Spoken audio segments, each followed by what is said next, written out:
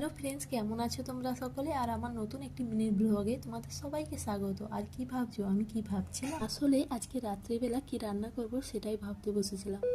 তারপর রান্নাঘরে এসে দেখি সব সবজিপাতি তো এমনিতে আছে, তার সাথে একটা লাউ আছে। চলো আজকে এটাই বানাই। আর দেখো, লাউটা রান্না করার জন্য আমি কিন্তু এখানে মুগ ডালটা ভালো করে ভেজে নিয়েছি, তারপর ধুয়ে দেখো গরম জলে সিদ্ধ করতে দিয়ে দিয়েছি। আর আমাদের মেদিনীপুরের ওই সাইডে কিন্তু গোল গোল সাইজের লাউ পাওয়া যায়। এখানকার সব লাউগুলো কিন্তু এরকম লম্বা লম্বা হয়। তারপর দেখো লাউটাকে কেটে ধুয়ে নিয়েছি, আর এদিকে উচ্ছে ভাজা করব, সেই জন্য আমি উচ্ছেটাও কেটে নিয়েছি। আর ওইদিকে আমার ডালটাও ভালোভাবে সিদ্ধ হয়ে গেছিল, তাই ওর মধ্যে কেটে রাখা লাউ, হলুদ আর 2-3টে কাঁচা লঙ্কা দিয়ে আবারও ঢাকনা দিয়ে দিয়েছিলাম। আর কিছুক্ষণ পরে খুব সুন্দরভাবে সবকিছু সিদ্ধ হয়ে গিয়েছিল। দেখো এদিকে ছেলের জন্য ডিম সিদ্ধ করতে দিয়েছিলাম, সেটাও হয়ে গেছে। তারপর ছেলেকে টিউশন থেকে নিয়ে এসে ডালটা রান্না করে নিলাম। আর এই ডালটা কিন্তু নিরামিষভাবে রান্না করলেও ভালো হয়, কিন্তু আমি এখানে আজকে আদা রসুন ব্যবহার করেছি।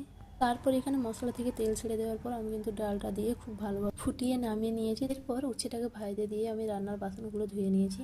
আর দেখো আজকে রান্না করেছি উচ্ছে ভাজা, মাশরুমের তরকারি আর লাউ ডাল। এটাই হচ্ছে আজকের আমাদের রাতের রান্না। তারপর দেখো আমি জামা কাপড়গুলো ধোবো, তাই সাবান জলে দিয়ে রাখ। তারপর এসে দেখো আমি কাল সকালে রান্না করব, তাই পালং শাক নিয়ে এসেছি। চলো এটাকে বেছে ভালো করে কেটে নিই। চলো আজকের ভিডিওটা এই পর্যন্ত। যদি ভালো লাগে অবশ্যই লাইক, কমেন্ট আর শেয়ার করো, এবং চ্যানেলটি অবশ্যই সাবস্ক্রাইব করে রাখবে। আর ভিডিওটা কেমন লাগলো অবশ্যই কমেন্টে জানাবে। টাটা।